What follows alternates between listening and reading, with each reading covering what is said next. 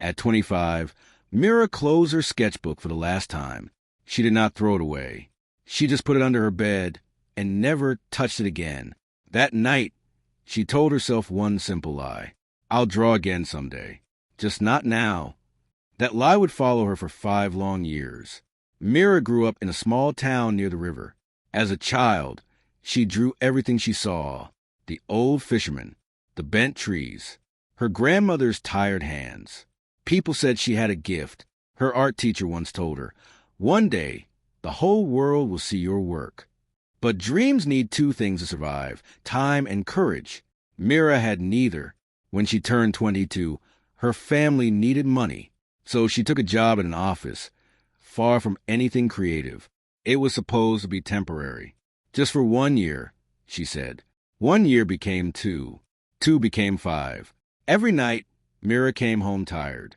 She told herself she would draw after dinner, but dinner turned into scrolling on her phone. Scrolling turned into sleep.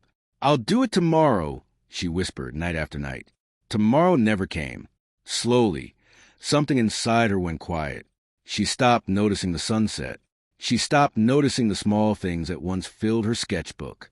She became someone who simply survived the day instead of living it. Her friends moved forward. One opened a small shop. Another became a teacher, doing what she loved. Mira congratulated them with a smile. But inside, she felt like she was standing still while the whole world walked past her. At 25, on a quiet evening, she opened an old folder on her laptop. Photos of her drawings. Dust on memories she had buried alive. She cried that night. Not loudly, just quietly, the way people cry when they are disappointed in themselves. 3 months later, Myra's grandmother passed away. While cleaning her grandmother's small house, Mira found something unexpected. A wooden box, old and worn.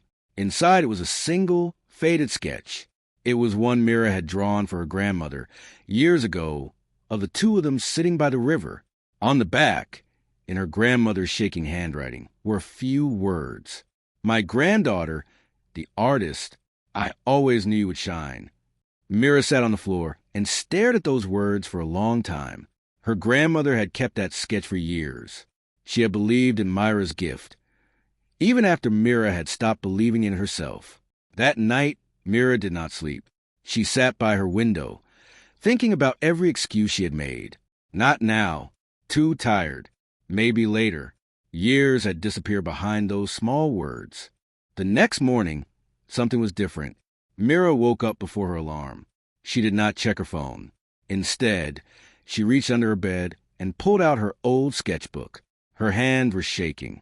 It had been so long, she wondered if she still remembered how. She opened to a blank page and drew one simple line. Then another. It was rough. It was slow. It did not look like the work of someone with a gift, but it was hers, and for the first time in 5 years, she felt something wake up inside her chest. She made a promise to herself that morning. Not a big, dramatic promise, but a small, honest one. Just 10 minutes a day. That's all I asked for myself. 10 minutes turned into 20. 20 turned into an hour. She drew before work. She drew after work. Some days were hard, and she wanted to quit. But she remembered the box, the sketch, and the words her grandmother had written. She did not want to look back at 25 and 30 and still whisper, maybe later, a year later.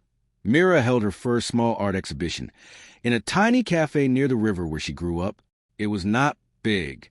It was not famous. But people came. They stood in front of her drawings, the fishermen, the bent trees, tired hands, and something in their eyes told her they felt something. An old woman, a stranger, stopped in front of the drawing of the river and said quietly, "This feels like home."